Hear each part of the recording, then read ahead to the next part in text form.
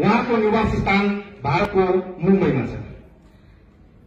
आजका प्रमुख अतिथि महाभारत खेल श्रृंखलाका श्री कृष्ण डाक्टर नितेश भारद्वाजजीलाई आफ्नो सार्वजनिक मन्तव्यको निम्ति विनम्र अनुरोध गर्दछु।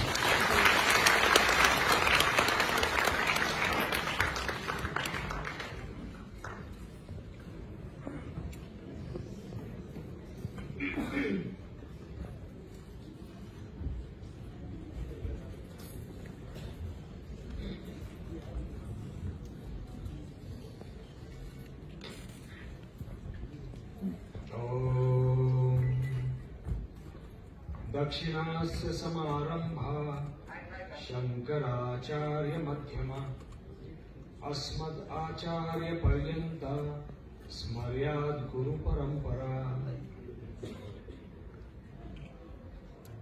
भगवान पशुपतिनाथ जी का जो गुरु स्वरूप है उसे हम वेदांत में भगवान दक्षिणामूर्ति कहते हैं। उनको सर्वप्रथम नमस्कार। मध्यकाल में सनातन हिंदू दर्शन में जितने मत प्रवाह आए थे उनमें उनके कारण कुछ संभ्रम की स्थिति लोगों के मन में अध्यात्म को लेकर जो जगी थी, उस सारे संभ्रम को दूर करने वाले अद्वैत वेदांत के दर्शन के माध्यम से सारे मत प्रवाहों को सनातन दृष्टि देने वाले अद्वैत वेदांत के प्रणेता भगवान श्री आदि शंकराचार्य जी को नमस्कार। और मेरे गुरु चित्रापुर सारस्वत मठ के स्वामी सद्योजात शंकराश्रम, इनको नमस्कार। और ये सारी गुरु परंपरा को नमस्कार करते हुए आज उस गुरु शक्ति के कारण मैं आज यहाँ पर खड़ा हूँ। यहाँ मंच पर उपस्थित स्वामी जी, आचार्य भट्ट जी और सारे महानुभाव जो समर्पित जीवन का प्रतिनिधित्व करते हैं, अपने आदर्श उदाहरण से अपने जीवन के, आप सबको भी मेरा बहुत बहुत नमस्कार। आज मैं यहाँ आएर धेरै खुशी छु, धेरै खुशी। चौथी बार आ रहा हूं। पहली बार जब मैं स्कूल में था तो मेरे मामा जी यहाँ पर सीपीडब्ल्यूडी के चीफ इंजीनियर थे, तो बहुत घूमे। उनके माध्यम से भारत सरकार के सहयोग से जितनी रोड्स बन रही थी, पुल बन रहे थे, तो वो सब देखा। दूसरी बार आया तब मैं पशु चिकित्सक की ट्रेनिंग ले रहा था, मित्रों के साथ आया, पाटन देखा, बूढ़ा नीलकंठ तक गया। तीसरी बार जब आया तो मेरे गुरु जी के साथ, स्वामी जी के साथ पशुपतिनाथ जी के दर्शन करके यहां से कैलाश मानसरोवर की यात्रा पर गया था 2001 में, मई के अंत में, जून के शुरुआत में। और आज ये चौथी बार आया हूं और आदरणीय भट्ट जी के कारण आज इतना अद्भुत दर्शन भगवान पशुपतिनाथ जी का हुआ है। आत्मा मेरी तृप्त हो गई, इसलिए मैंने ये कहा कि ढेर खुशी, ढेर खुशी। और उससे भी अधिक प्रसन्नता इस बात की है जो परोपकार की भावना से अभी आप लोगों ने जो दर्शन दिया है। मैं भी वनवासी कल्याण आश्रम से जुड़ा हूं।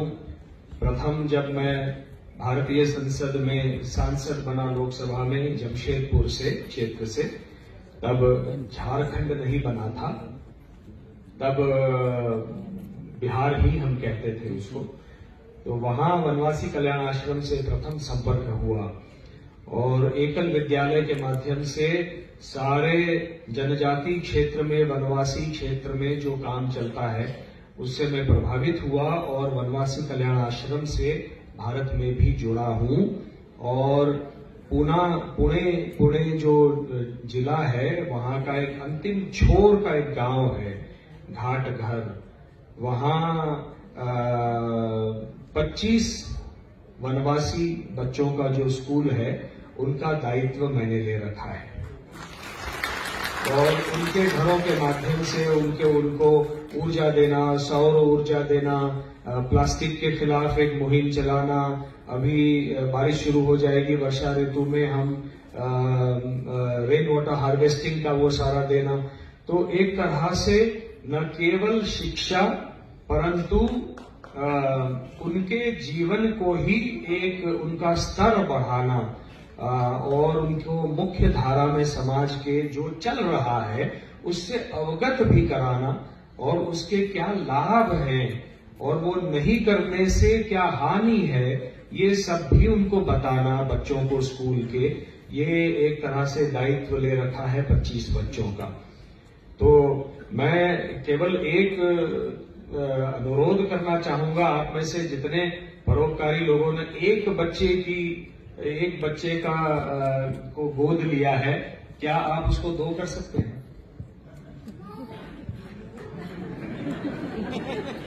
2 नहीं कर सकते, 25 कर सकते हैं?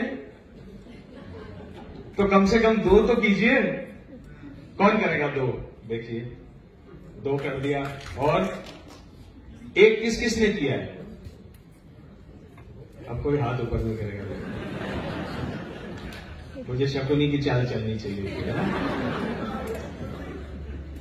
अपने मन से यदि आप उसको 1 को 2 करेंगे तो बड़ी प्रसन्नता होगी। यहां कुछ वर्ष पहले नेपाल में एक भूकंप आया था, भयानक भूकंप आया था। तो पुणे में हमने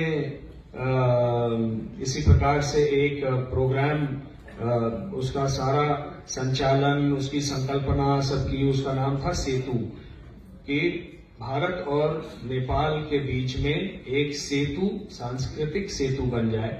और उसके माध्यम से हमने फंड रेज किया था यहाँ पर लोगों की मदद करने के लिए। और तब से जनजाति कल्याण आश्रम ने भी बच्चों को वहां से गोद लिया है। और तब मैं जब लोगों से बात करता था तो लोग कहते थे, अरे ठीक है, नेपाल में हुआ है तो अपने यहाँ भी तो होता रहता है, तब करेंगे, नेपाल में हुआ है तो क्या, वो दूसरा देश है। तो देखिए, सीमाएं, वर्तमान विश्व में जो सीमाएं बना दी हैं हमने, वो कितनी लोगों के दिमाग में बसी हुई है। तो मैं उनसे कहता था, देखिए अपने यहाँ पर टाइगर सैंक्चुरीज हैं, उत्तराखंड में है, राजाजी नेशनल पार्क है, उसके ऊपर आप अगर जाएंगे नेपाल में है वाल्मीकि टाइगर रिजर्व है ना, वाल्मीकि टाइगर रिजर्व है, चितवन नेशनल पार्क है। तो इस सब में टाइगर्स होते हैं। आप टाइगर को जाके समझा सकते हैं कि अभी तुम चितवन से राजाजी में नहीं आ सकते, हाँ? और वाल्मीकि से तुम जो है जिम कॉर्बेट में नहीं आ सकते। तो ये सीमाएं किसने बनाई है? ये सीमाएं हमने बनाई है। और एक समय था जब ये सीमाएं नहीं थी। ठीक है, राजनीतिक कारणों से बनानी पड़ती हैं क्योंकि सरकारों को चलना है, लेकिन मनुष्यता की कोई सीमा नहीं होती, परोपकार की कोई सीमा नहीं होती। अभी नवीन जी ने इतना सुंदर श्लोक उद्धृत किया है, उसकी कोई सीमा नहीं होती। और उसका दर्शन आज आपने दिया है यहाँ पर। मैं बहुत अभिभूत हूं और बहुत प्राउड फील करता हूं आप सबके विषय में। I am very proud of you. बहुत अच्छा काम आप लोग यहाँ रहकर, नेपाल में रहकर कर रहे हैं। लोग हमेशा जब ऐसी विपदा आती है कहते हैं कि अरे ठीक है, ये तो प्रारब्ध रहा कि ये ऐसा हो गया। कुछ लोग कहते हैं नसीब था तो ऐसा हो गया, फेट में लिखा था तो ऐसा हो गया। वेदांत में हम नसीब या फेट इन शब्दों को नहीं मानते, प्रारब्ध को मानते हैं। क्योंकि प्रारब्ध जो है वो कर्म से जुड़ा हुआ होता है और उसमें भाग्य के साथ में पुरुषार्थ जुड़ा हुआ रहता है। प्रारब्ध क्या है? भाग्य, हर एक व्यक्ति का एक भाग्य है। हम अपना भाग्य लिखाकर यहां पर आए हैं। हमारी प्रत्येक की आत्मा भाग्य लिखाकर आई है, लिखवा कर आई है। लेकिन यदि हमने अपना पुरुषार्थ नहीं किया, अपना सही कर्म नहीं निभाया, तो वो भाग्य फलित नहीं होता, जिसको हम प्रारब्ध कहते हैं। तो प्रारब्ध में बहुत कुछ लिखा होगा, लेकिन पुरुषार्थ नहीं करेंगे, सही कर्म नहीं करेंगे, तो वो फलित नहीं होगा। इसलिए वेदांत प्रारब्ध के माध्यम से कर्म को समझाता है, क्योंकि कर्म जो है, लोग कहते हैं हम तो ये काम कर रहे हैं, बस यही कर्म है, तो उसको हम क्रियमाण कर्म कहते हैं। क्रियमाण जो दैनंदिन व्यवहार में हम जो कर्म करते हैं, वो क्रियमाण कर्म है। हर कर्म का फल तो मिलता है, कोई भी कर्म हम करें उसका फल अवश्य मिलता है, और यही मिलता है। जब तक वो फलित नहीं होता, हमारे सामने दिखाई नहीं देता, तो वो जो कर्म है क्रियमाण कर्म, उसको हम संचित कर्म कहते हैं। और जिस दिन वो फलित हो जाता है और उसका अच्छा या बुरा एक फल, कर्म फल हमको मिलता है, उसको हम प्रारब्ध कर्म कहते हैं। ये इतना मूलभूत सिद्धांत कर्म का है, और इसीलिए हम हमेशा लोगों से कहते हैं कि जो भी क्रियमाण कर्म करो, दिन प्रतिदिन जो भी व्यवहार करो अपने आचरण के माध्यम से, वो सोच समझ के करो, क्योंकि उसका फल या तो संचित में होगा या प्रारब्ध में होगा। एक दिन यहीं भुगतना पड़ेगा या यहीं पर आकर उसका आनंद लेना पड़ेगा। तो सत्कर्म करो तो कर्म फल आनंद का है, कुकर्म करो तो वो जो कर्म फल है वो यहां भुगतना पड़ता है। फलित कब होगा पता नहीं, लेकिन यहां होता तो है। इतना सोच समझ के हम चले। तो अर्थक्वेक जो भूकंप आया था, तो मैं हमेशा ऐसा सोचता हूं कि ये एक साथ होता है तो ये क्या होता है। तो ये हमारे गुरुजी ने समझाया कि ये सामूहिक प्रारब्ध भी होता है।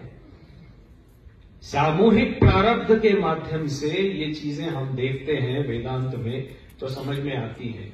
लेकिन वहां पर अपना कर्तव्य, समाज का कर्तव्य खत्म नहीं होता कि ये प्रारब्ध की चीज हो गई, ऐसा बोल के हम आगे चले, ये खत्म नहीं होता। समाज का कर्तव्य है। और यहां नेपाल में आकर मैं आपके समक्ष यदि राजा जनक का उदाहरण नहीं दूं तो वो ठीक नहीं होगा, क्योंकि बृहदारण्यक उपनिषद, जैमिनीय उपनिषद, शतपथ ब्राह्मण, इतने सारे ग्रंथों में, वैदिक ग्रंथों में जिनका नाम अजरामर हो गया है, वो राजा जनक, जानकी के पिता, बहुत बड़े परोपकारी थे, ज्ञानी थे। और उन्होंने अपना जन्म कैसे जिया एक राजा के रूप में, वो भगवान कृष्ण गीता में कहते हैं अर्जुन से कि जनक की तरह तुमको कर्म करना है। कर्मणैव हि संसिद्धिम आस्थिता जनकादयः। कर्म करना है, जनक राजा की तरह करना है। लोक संग्रहमेवापि, लोक संग्रह करने के लिए करना है। संपश्यम कर्तुम अर्हसि, वैसे ही तुमको करना है लोक संग्रह के लिए। राजनीति में जब भी हम कोई सभा लेते थे और पूछते थे कि सभा कैसी रही, तो लोग हमेशा कहते थे कि भाई साहब 10,000 की भीड़ थी, भाई साहब 20,000 की भीड़ थी। तो संख्या को जुटाना, अधिक से अधिक लोगों को एकत्रित करना, इसको राजनीति की भाषा में लोक संग्रह कहते हैं, लोगों का संग्रहण करना। लेकिन लोक संग्रह अध्यात्म में ये नहीं है। कितने लोगों का जीवन का स्तर आपने ऊपर लिया, कितने लोगों की मदद की, कितना परोपकार किया, कितने लोगों को सही दिशा दिखाई, कितने लोगों को सत्य के मार्ग पर आप ले आए, इसे कहते हैं अध्यात्म में लोक संग्रह।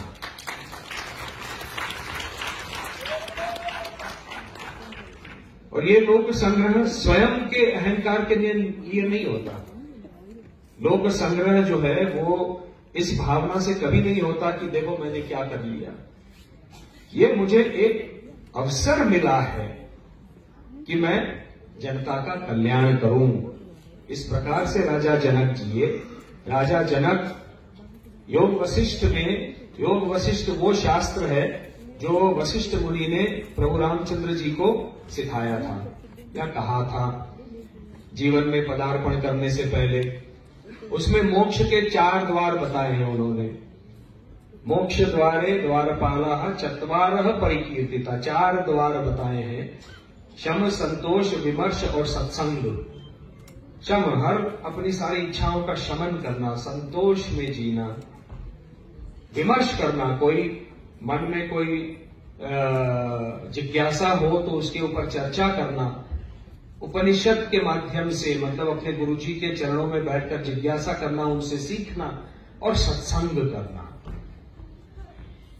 और इन चारों में सत्संग सबसे जिसको गारंटीड मोक्ष द्वार माना गया है योग वशिष्ठ में। इसलिए राजा जनक अपने दरबार में सत्संगों का आयोजन करते थे और ऐसे ही एक सत्संग में अष्टावक्र आए थे, स्वामी जी बताएंगे। और आज भी अष्टावक्र गीता जो है वो महान, गीता का एक महान भाष्य माना जाता है अष्टावक्र गीता। वो व्यक्ति 8 जगह पे वक्र था,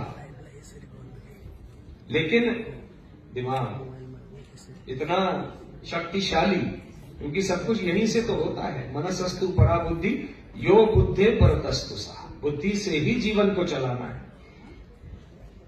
क्योंकि वो राजा जनक जानते थे यत् आचरति श्रेष्ठः तत्त देवेतरो जना, जैसा जैसा आचरण श्रेष्ठ पुरुष का होगा साधारण जनमानस उसका अनुसरण करेगा। इसलिए हमको उदाहरण स्थापित करना है अपने वर्तन से, अपने आचरण से।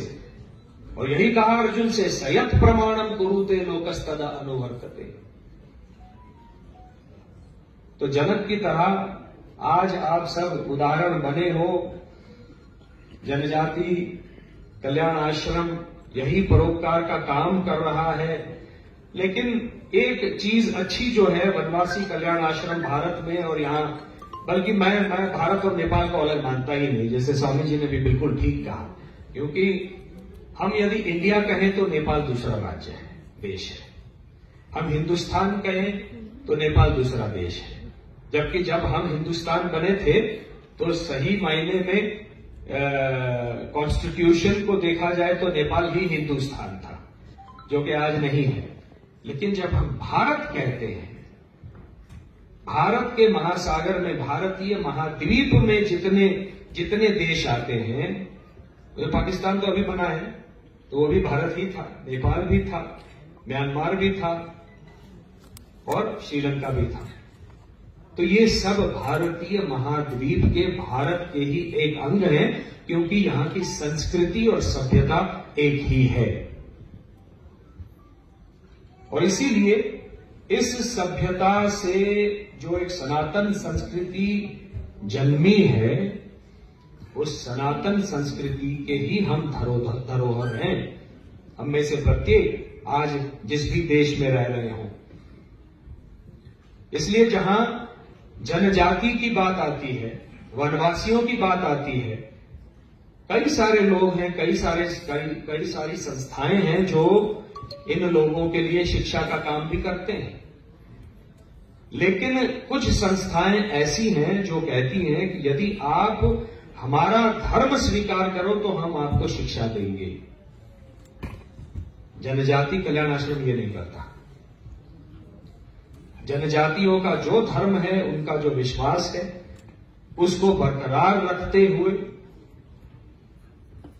क्योंकि कन्वर्जन का जहां तक संबंध है, मैं ये समझता हूं, ये जो संकल्पना है, मैं आपको कन्वर्ट करना चाहता हूं। उसमें से 2 चीजें मुझे दिखती है कि सबसे पहले मैं आपकी सभ्यता और संस्कृति का अपमान कर रहा हूं कि ये तो कुछ है ही नहीं है, तुच्छ है, और मेरी जो सभ्यता है, मेरा जो धर्म है, मेरा जो फेथ है, वो सर्वोपरि है, उसके अलावा कुछ भी नहीं है। ये सही नहीं है। ऐसा है तो मैं कहता हूं कि वो चिड़िया को जाके कन्वर्ट करो, उनकी भी एक सभ्यता है।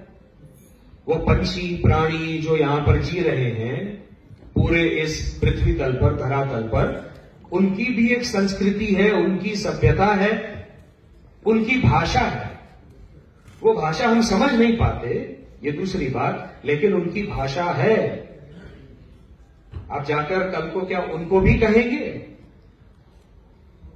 कि आपकी सभ्यता और संस्कृति और भाषा जो है निम्न है, तुच्छ है, और हमारा ही धर्म और सभ्यता अच्छी है, तो आप इसको ग्रहण कर लीजिए? तो ये गलत है मेरी दृष्टि में। जो जिसका, यदि आप मानवता के धर्म पर चले हो, तो जिसकी जो संस्कृति है उसका सम्मान करते हुए मनुष्य के रूप में, मनुष्यता के भाव से आप उसके जीवन का स्तर ऊपर ले आएं, तब आप परोपकारी मनुष्य हैं, वरना नहीं। और ये काम, एक अच्छा काम जनजाति कल्याण आश्रम करता है। मैं बहुत बहुत बधाई देता हूं। इतना समर्पण भाव मैंने सारे कार्यकर्ताओं में और पदाधिकारियों में देखा है, और आप सब जो जुड़े हैं, आप सबको आभार प्रकट करता हूं। यही काम आप ऐसा ही निरंतर आपका चलता रहे। जहां मेरी आवश्यकता पड़े मैं उपस्थित अवश्य रहूंगा। मैं मुक्तिनाथ यात्रा करने जा रहा हूं कुछ ध्यान धारणा के लिए। कुछ प्रश्न हैं मेरे मन में भी, जिज्ञासाएं हैं, उनका निराकरण करना है मुझे भी। कुछ का निराकरण आज भगवान पशुपतिनाथ ने कर दिया, कुछ का अभी होना शेष है। हो सकता है मुक्तिनाथ में हो जाए। उसके बाद मैं जब लौट के आऊंगा तो मैं रेवित भाई साहब से निवेदन मेरा ये है कि मैं जो छात्रावास है उसमें बच्चियों का एक छात्रावास है, उसको मैं देखना चाहता हूं। यहीं पर है काठमांडू में, भरतपुर में, दूर है। अच्छा, चितवन के पास है। कोई एक छात्रावास में देखना चाहता हूं और जुड़ना चाहता हूं।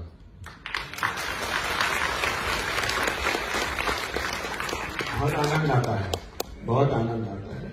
आप सबके समक्ष आज यहाँ 4 शब्द कहने में भी बहुत अच्छा लगा। ये सम्मान, ये प्रेम आपने जो दिया है, वो कृष्ण को दिया है, मुझे पता है,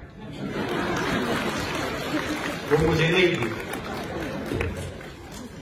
लेकिन ये मेरा परम सौभाग्य है कि ये चेहरा, ये मेरा स्मित हास्य, ये मेरी आंखें, ये मेरा शरीर, स्वयं उसने स्वयं को प्रकट करने के लिए इस्तेमाल किया। इससे अधिक परम सौभाग्य किसी का क्या हो सकता है।